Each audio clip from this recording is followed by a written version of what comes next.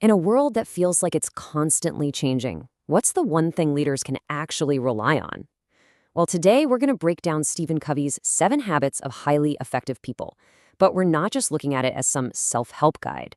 We're going to treat it as what it really is, a powerful, foundational operating system for leadership in today's wild and complex world. So here's our game plan. First, we'll nail down the real challenge modern leaders are facing.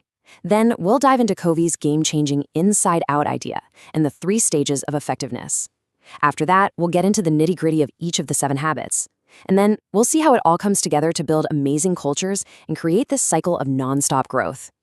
All right, let's jump right in with the modern leadership challenge. It's not just about managing anymore. It's about being able to thrive, to actually succeed in what feels like a constant whirlwind of new tech, shifting markets, and just massive organizational change. And that makes you wonder, right? In a world like this, why do so many of those leadership fads and quick fix solutions just fizzle out? We've all seen them. They're popular for a year and then they're gone.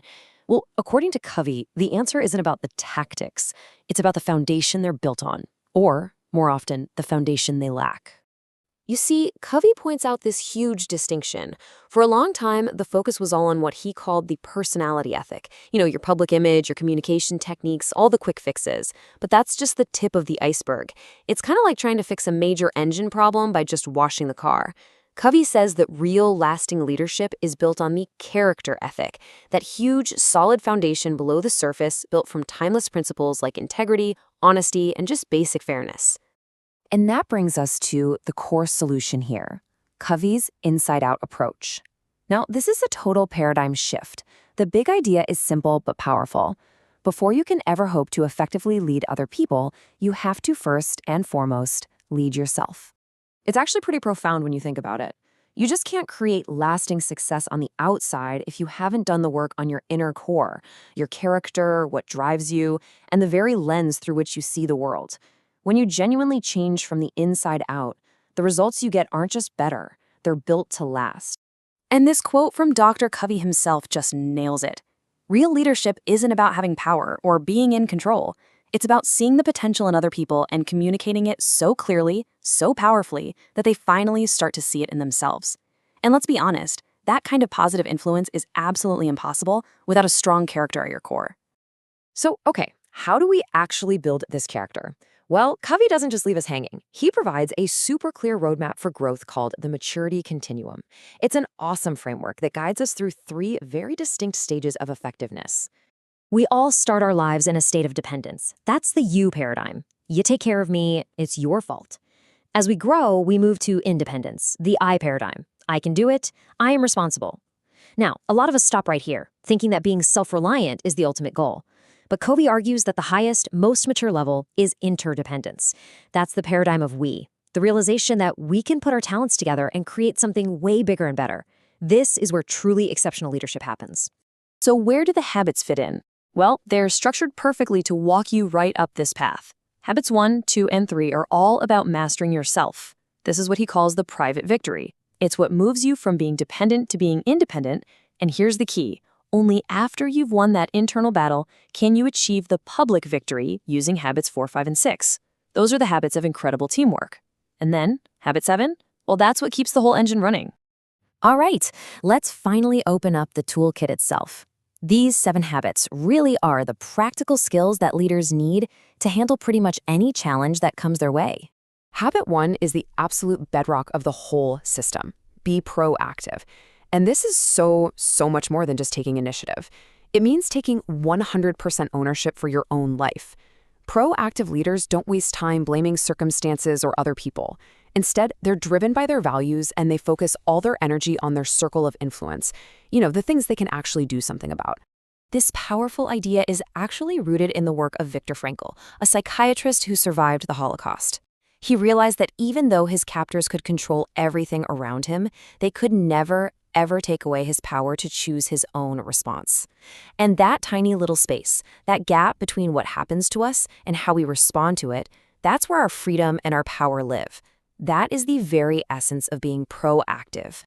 Next up, habit 2, which is built on this really cool principle. Everything is created twice. First, there's the mental creation, then the physical one. Think about building a house. You need a blueprint before you can start laying bricks. Effective leaders are masters of that first mental creation. They start with a super clear vision of what success looks like, all guided by a mission statement that acts like their unshakable compass. So, with that blueprint in hand from Habit 2, Habit 3 is all about execution. This is the physical creation, bringing that mental vision to life. It's about having the raw discipline to organize your life and act on your biggest priorities, all while fighting off the constant distraction of things that feel urgent but aren't actually important. And we do this using the famous time management matrix. So much of our work life is spent putting out fires in quadrant I, right? The urgent and important crises. But the most effective leaders, they escape that tyranny of the urgent. They intentionally spend most of their time right here, in quadrant 2, important but not urgent. This is where the magic happens: strategic planning, building relationships, preventing problems before they start. This is the stuff that stops crises from ever happening in the first place. Okay, so we've achieved our private victory. Now we move to the public victory. Habit 4, think win-win, is not just some negotiation trick. It is a total philosophy for how you interact with other people. It's a mindset that's always looking for mutual benefit because it's based on the belief that there's more than enough success to go around. For a leader, this is the absolute secret to building high-trust, super collaborative teams. Oh man, Habit 5 is a total game changer for communication. I mean, think about it. Most of us don't listen with the intent to really understand. We listen with the intent to reply. We're just waiting for our turn to talk. This habit flips that script. It challenges us to listen with real empathy. When leaders do this, they can figure out what the real issues are, they build incredible psychological safety, and they earn the right to be heard. And that leads us to Habit 6, the habit of creative cooperation, synergize. Synergy is that amazing moment when 1 + 1 = 3 or 10 or even 100. It's that magic that happens when a team truly values and respects everyone's differences in opinion, perspective, experience, and uses them to create brand new solutions that no one person could have ever thought of on their own. And finally, we have the habit that makes all the other ones possible: sharpen the saw. This is all about self-renewal. As a leader, you are your greatest asset. And this habit is about taking regular, dedicated time to renew yourself across 4 key areas: your physical health, your mental sharpness, your spiritual core, and your social and emotional well-being. This is not a luxury, folks. It's what prevents burnout and makes sure you have the energy to lead effectively for the long haul. So, what happens when these habits grow beyond just one person and become part of an entire organization's DNA? Well, the payoff is huge. You get a culture that is literally built for winning. See, when a whole company adopts the 7 habits, it creates a shared language for what effectiveness looks like. This naturally boosts engagement and collaboration, and the results, well, they're incredibly real. Just look at Panda Restaurant Group. They built their entire corporate culture on these principles to fuel their massive growth.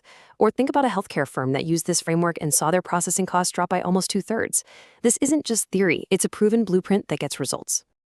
And that brings us to the final and maybe most important point. This whole thing is not a one-and-done program. The 7 habits are designed to create an upward spiral of continuous growth for you as an individual and for your entire organization. Covey describes this growth as a constant upward spiral. With every turn, you learn a principle, you commit to applying it, and then you actually do it. But here's the cool part. Each time you revisit a habit, you're doing it from a higher, more sophisticated place. This is how you move from just being effective and spiral upwards towards real greatness and a lasting impact as a leader. At the end of the day, the 7 habits give us this timeless, principles-centered framework for leading in a world that never stops changing. And it's a journey that has to start from the inside out. So as you think about the kind of leadership legacy you want to build, really, there's only one question left. Which habit will you start with?